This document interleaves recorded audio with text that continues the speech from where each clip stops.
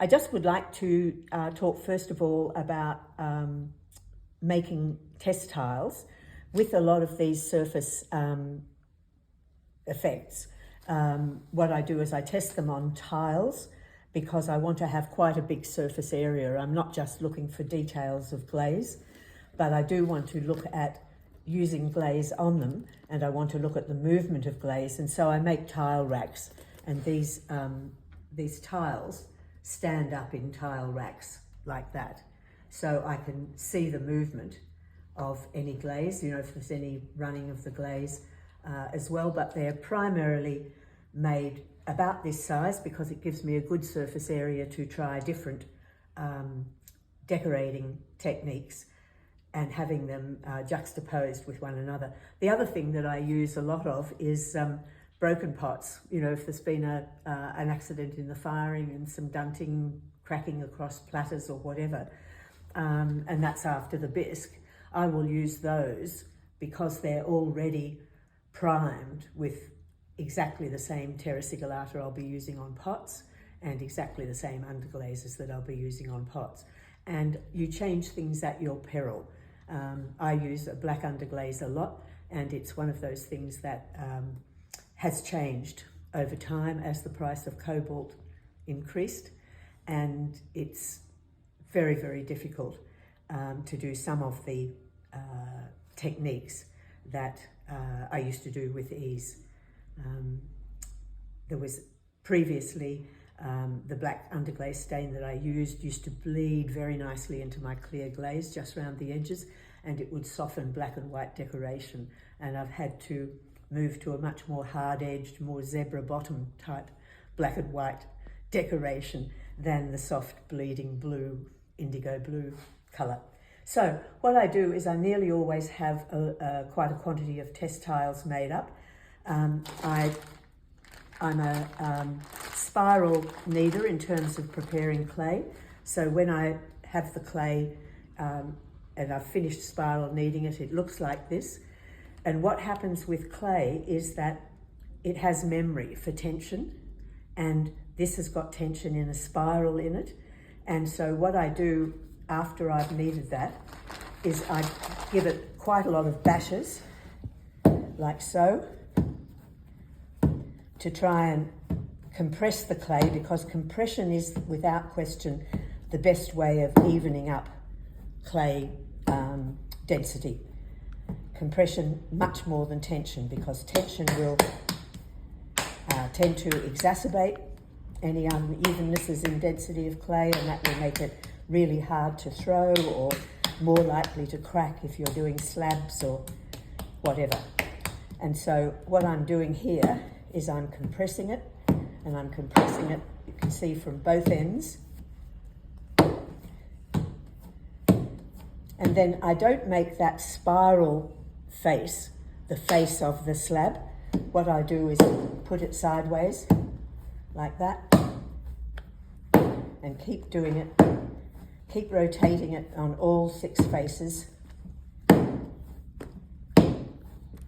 compressing it down, compressing it down.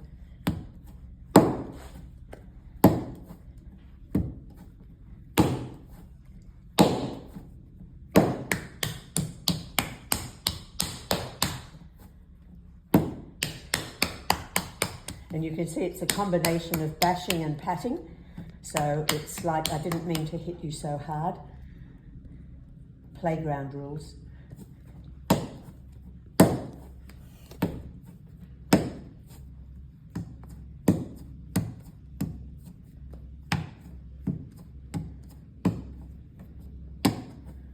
And keep doing this and gradually get softer and softer bangs until we wind up with a block that's pretty much the size of the tile that you want.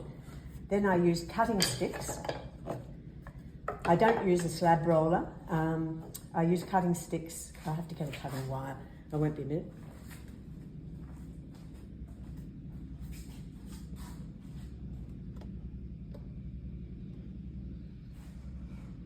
Just near the black square.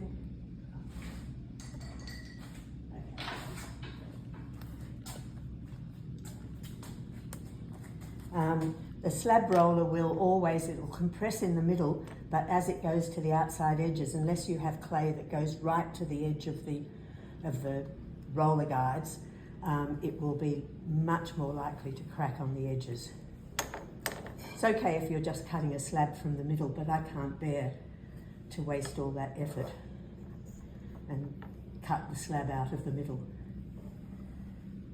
So I'm using cutting sticks that are the thickness that I want the clay tiles to be, and I'm cutting them like this.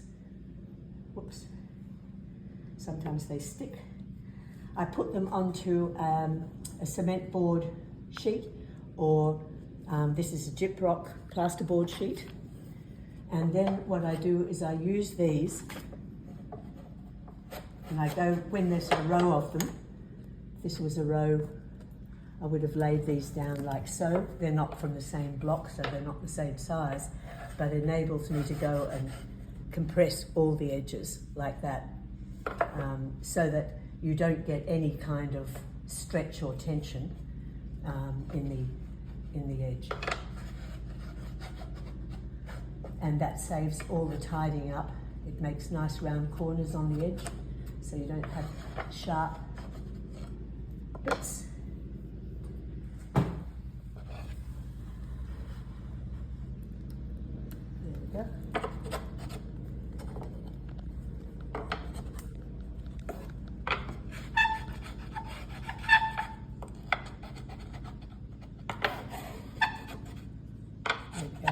And so you have tiles that are completely finished with relatively little effort.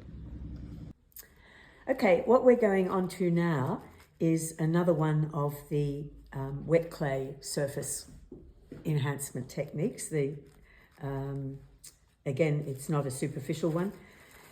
You're probably all familiar with these. They are variously referred to as tissue transfer, underglaze decals. It's interesting in that these are mainly sold and used in China now, but they were developed in response to exported Chinese hand-decorated work. And they were developed, I believe it was Wedgwood who developed them, because he was a very, very clever man and developed a lot of different ceramic advancements, and so they were able to use brushwork. I've got some examples here. You can buy ones that are Chinese blue and white decorations.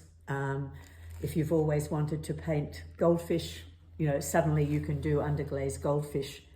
I can remember when I started ceramics, there will probably be many of you have not heard of Hamada Shoji, but he was a Japanese ceramic artist, and he, along with Bernard Leach, who was another artist and a Japanese philosopher, they formed the whole notion of what was called the Mingei school of ceramics. It was looking at ceramics that was being made in Japan, but it was actually collecting it together under one label. And they talked about how all of this very important work was being made by the unknown craftsman. And it was very, very much desirable to make works like Hamada made. And Bernard Leach had a pottery in St Ives in the UK, and he made very much Japanese style pottery at the time, Mingei style, and there are still many artists who work in that style. And there was a magazine which is still going, Ceramics Monthly. When I was a student, Ceramics Monthly was about the only magazine, other than some fairly local magazines, and it had all the world, the news. It was published in Ohio, from memory, in the USA, and it had advertisements for tools and ceramic equipment that was beyond our belief in Australia. And I remember seeing an advertisement saying, giving you the possibility of buying what's now very, very common, to buy greenware, already slip cast greenware. And it said, you too can make Mingei pottery, buying this slip cast greenware, buying our glazes and applying them. And it said in the advertisement, and for that final Hamada touch, Hamada brushstroke decals, because he was known for his very, very fluid, confident brushwork on pots. And I remember always thinking in the back of my mind, I want to have Hamada brushstroke decals, because I was never very good at brushwork. And when these tissue transfer sheets became available, it immediately brought back all of that desire. But by then I had moved on to, at that stage, undecorated pottery, plain white in fact, which was much more the current vogue. But these are very, very commonly available now, and they're used a lot for composite patterns of surface, and complex patterning. I use them quite a lot, but I use them as one part of a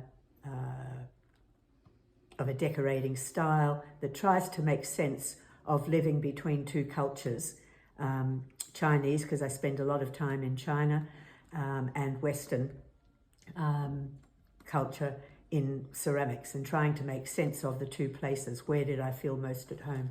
But these, for me, summon up that kind of crossover, because these patterns are not Chinese patterns. They are very much drawn from English industrially produced China of the post-industrial revolution. You can also get pictorial effects, These are fantastic also when you're working with kids, because they're fairly foolproof as long as you put them on when the clay is wet. I find it is a 50-50 chance of them working successfully when the clay is drier than leather hard. And I find it very, very difficult to get them to transfer, because what you're doing, this is effectively just underglaze that is printed onto tissue paper that is wet resistant. And what you're trying to do is to get all of that underglaze to transfer to the clay. I'll show you how it works if you put it on a dry clay surface with the same degree of attention. Let's put this on. So I'll just cut a strip off this, because we'll just do a couple of different ones.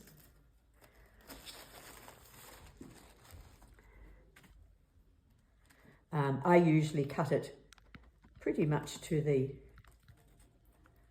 edge of the thing, so I don't have a lot of extra paper to deal with and take care of. What I want is for that surface, this is still, as you can see, this is a flexible slab, so it's still quite damp, but even so, I usually put brushed water on, and I just lay it on so that it's quite wet. And when I put this down,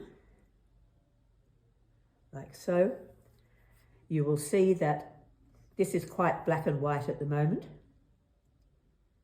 And I'm just pressing that down with my finger. A lot of people will use a rib at this stage, but I find that what happens with the rib is that you start to slide a lot of the underglaze, and you get a slightly smeary, less crisp result.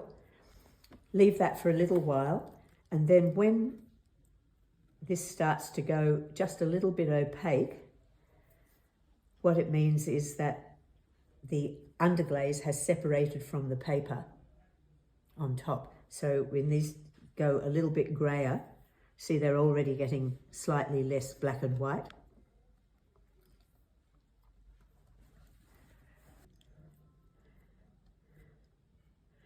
And whilst, waiting for it to go completely grey is okay, we can start to pull back and we can have a look and see how well it's transferring at this stage, because this was all pretty wet, and it will transfer quicker and better when it's all very wet. See how we're pulling that off. We haven't got all the underglaze on, but there is more than enough to have a very, very clear pattern. Okay? Yeah, now it may be that you don't want a straight edge like that, and you can of course cut around these designs as you can with the butterflies. You can cut round them, you know, just roughly, because it doesn't matter if there's a bit of plain tissue paper around the edge.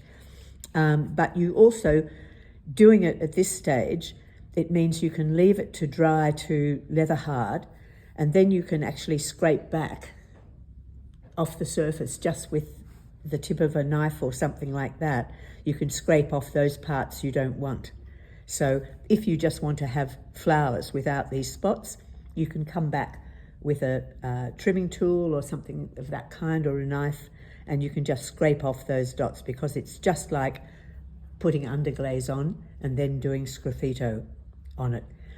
The other thing is that you can also do sgraffito patterns over this. I find often a series of just lines, sgraffito lines over it, is quite nice, because you have this sense of looking through a shuttered window at a picture beyond.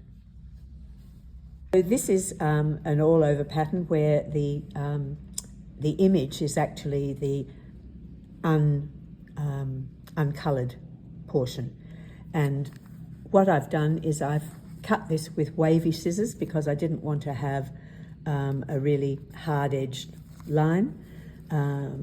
And you can do that with scissors that are, where are they? Scissors that are like this. You can buy them in craft shops. Is that showing? Yep. And this is the line that it makes. So we'll just do a little bit of water on that. Not very much. It's interesting, sometimes the underglaze colours that are printed on these are actually fluxed. So that means that they have materials in them that makes them adhere and melt, and this is particularly the case with what we call refractory stains, which means that they don't melt. They tend to be a bit dry when they're applied. And if this is printed with one of those more refractory stains, what happens is that the background becomes more fused after glaze firing. Even if you don't put a glaze over it, it becomes more fused. And then you can use overglaze lusters like gold luster and silver luster, platinum luster. You can use those lusters over it, and they'll become metallic and shiny over the coloured parts of this decal, but they'll be quite matte where there is no underglaze stain. Yeah, so you can use them in a number of different ways.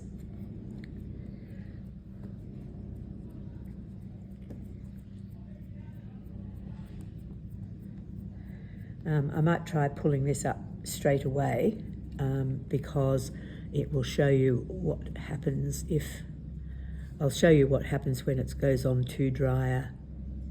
Whoops, that's not quite a strong tissue.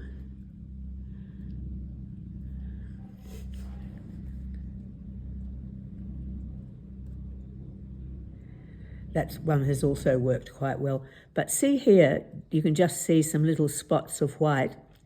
That's because it didn't get quite wet enough here and there, and I didn't leave it long enough for the water to soak up into the underglaze colour. But you see, almost you can have a patchwork, and that's, again, another whole lot of possibilities.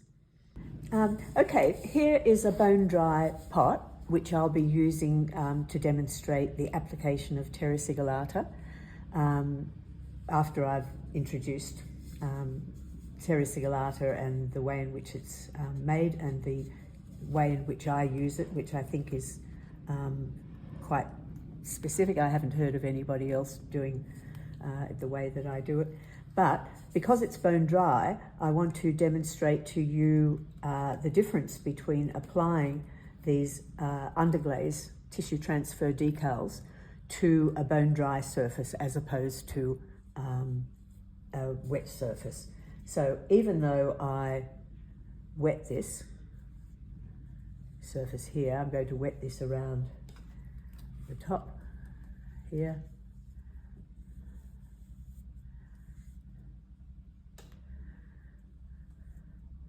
And then I'm going to put one of these on quickly. We'll wet it just again because I fumbled there. But even though we're putting it onto that wet surface, whoops, we still have to apply water to the back of it to make the tissue transfer wet enough to release the underglaze.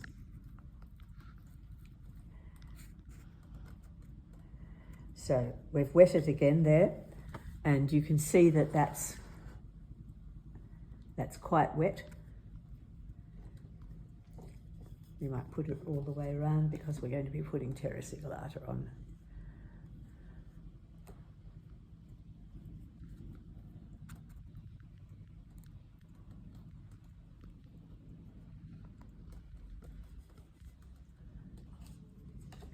I'm not paying a lot of attention to the actual design here.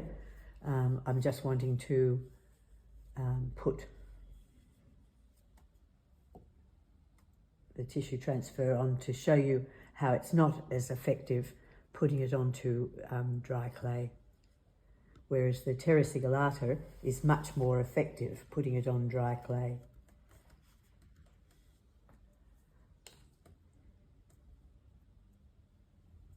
So putting on water on the back. This is the one that we first put water on, and you can see how it's starting to go white. That means that it's lifting off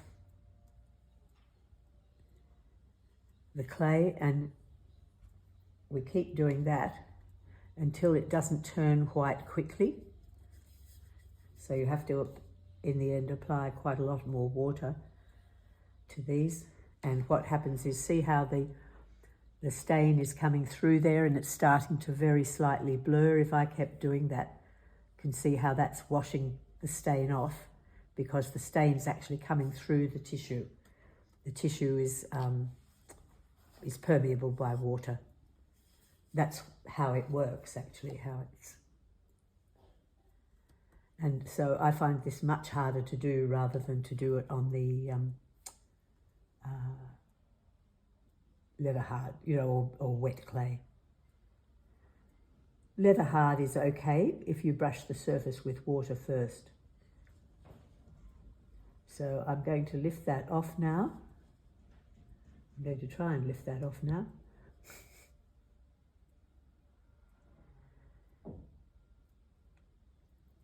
And you can see it's not too bad, but it doesn't have quite the crispness that the other one had. And if we tried peeling it off at this stage where it's going whitish,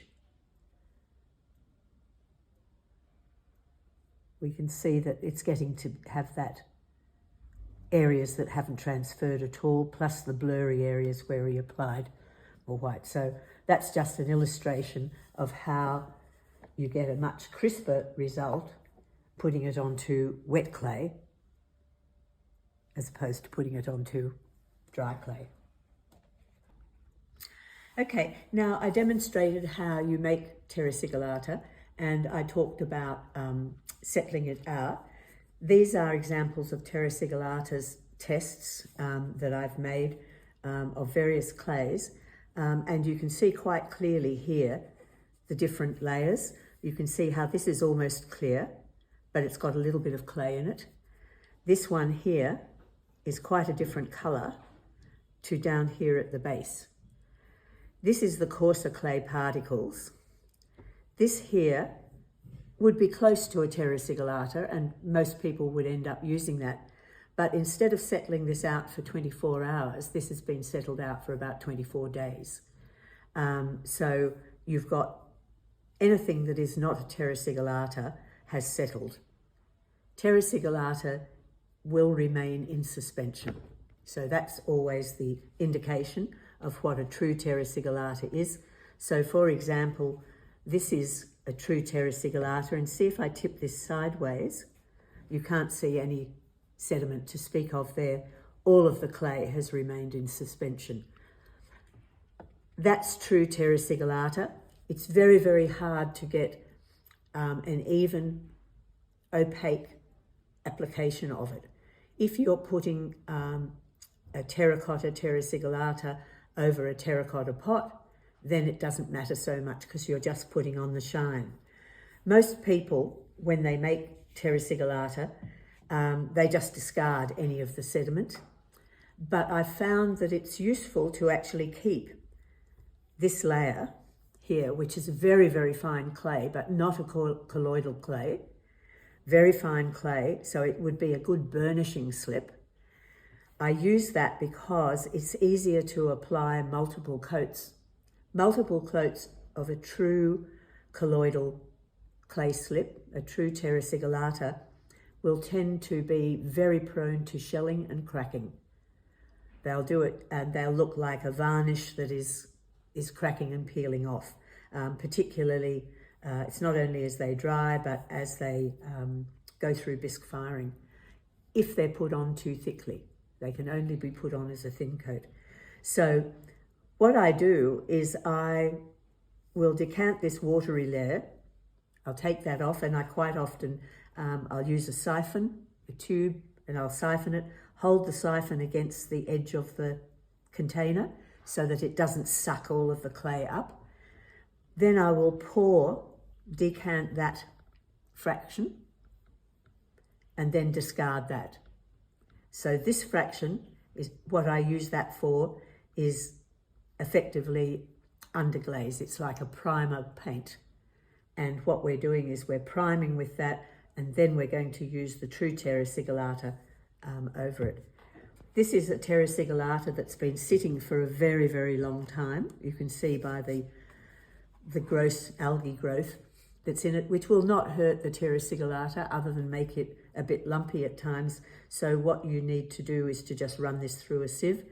But see, even that was a true terra sigillata, and you can see here, can you see that slight change in colour? This is the really true terra sigillata. So I decant all of those very top layers from all of the settling ones that I have, and I combine them. And this is one of the bulk bottles, and this is effectively terra sigillata. It's got a little bit of clay in it, colloidal clay. You can see that even it is continuing to settle out here. This would be a very shiny slip. This I can use as the top coat, and what it does is shine. So I will be demonstrating that further along when we get to the different applications. I find it's easiest to put it onto a bone dry pot, so we'll use this one that we did the tissue transfer. I was in fact, I had brought this clay out because this was an excellent red clay that was sourced for me up at Clay Gulgong 26, the splendid event that is hosted by the Mansfield family and by the town of Gulgong. And this was expected that it would make a really good terra sigillata. But when I soaked it down and deflocculated the slip, what's happened is it's settled into just two distinct layers. So this is just clay slip, but a really good coloured clay slip. It fires a beautiful red, deep red colour. This has got almost no clay in it, so this is not a good source of terra sigillata. and it may well be that the redness in the clay comes from other materials being present, like maybe a high alumina content in the soil or the ground. So not all clays that look like they should make a good terra sigillata do. As I said, this one, what I'll do is, if I tip this sideways, because it has settled out more, you can see how it all is still fluid, except for just a tiny little layer around the bottom. That I would discard. This top part I would probably use as a shine application. So what we'll do is we will use one of these for our underglaze, our undercoat, and one of them for the, I think what we'll do is probably better to decant this one, and we'll use this as the undercoat. So what I'm going to do is to carefully pour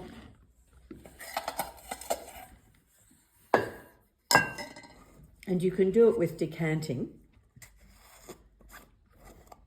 as well as with siphoning, and you can also do it with a sponge, a wet sponge. Squeeze the sponge out and just put the sponge on the surface.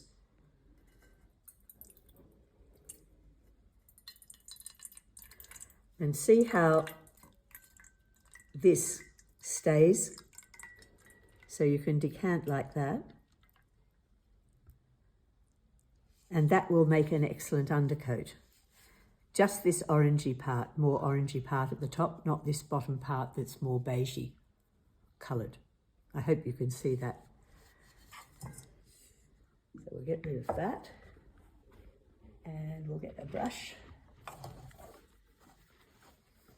And we'll get rid of that. And what I'm going to do is I'm going to here start to try and brush this section off. In fact, probably all of this would make, because it's been settling for so long, probably all of this would make a very good undercoat. So what we'll do is we'll add a little bit of that water back into it. And when you're making terra sigillatas and you're testing clays to see whether or not they make a good terra sigillata, you can usually tell straight away when you brush them on. I can feel that darker layer is quite resistant to the brush. And in fact, if I now decanted that, I'm sure that that bottom layer would remain.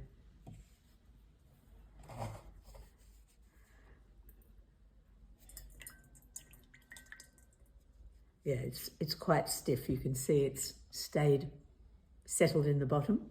So we'll get a little bit more of that out.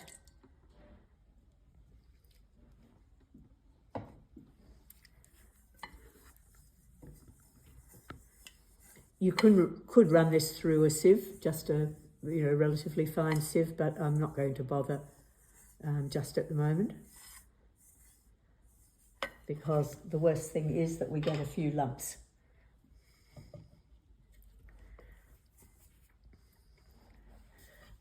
What I'm going to do is first of all just brush it on, like this, and I do it in a couple of different directions.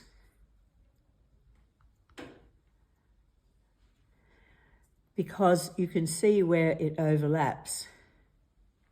You can see the brush strokes in that still. And when I do this going in the other direction, see how the brush strokes start to disappear. When it's wet, it will tell you how even your coat is, and it will tell you how it will look when it's fired to relatively high temperatures, or how it will look even if it's fired to low temperatures. If you're putting a dark terra sigillata over a light clay, you don't want to have all the brush marks in, unless you're doing a painterly version of terra sigillata, and there's no reason why you wouldn't do a painterly version of a terra sigillata. It's not usual, but that's a very good reason to try. So I've gone in 2 different directions there. And then I'll probably do, because this is undercoat, so it can go on quite thickly. And what I want to have is a solid terracotta colour here. So I want it to be thick enough that we don't have brush strokes appearing. Okay, so you can see that's drying quite quickly. That's very near to dry to the touch, but there's no shine on it.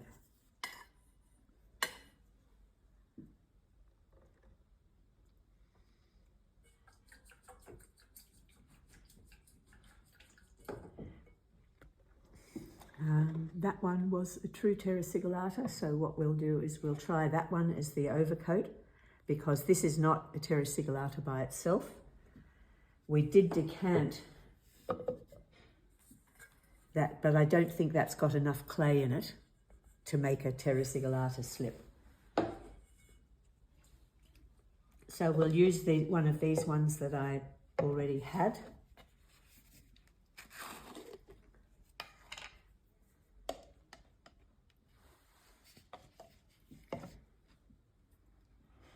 And I just leave these jars settling all the time because it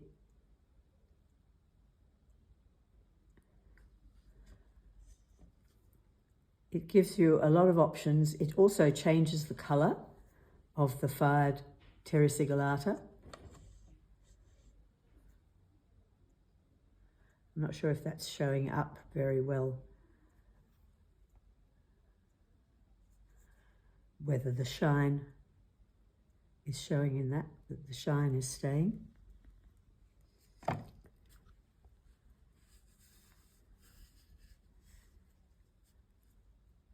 Is that showing?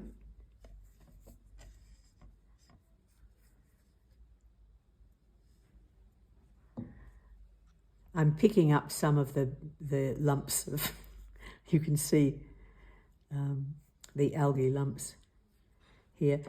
And we can put a thin layer of this over underglaze like that, and it just gives it a little bit more finish.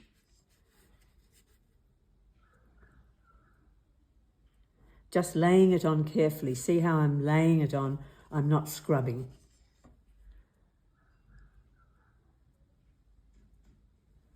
Here we are. Now, if we brush this on by itself, forget the algae lumps, see how it shows up all the brush strokes because it's quite thin? You'll get a shine with it, but it's really hard to get even opacity. Even if we let it dry and we brush it in 2 directions.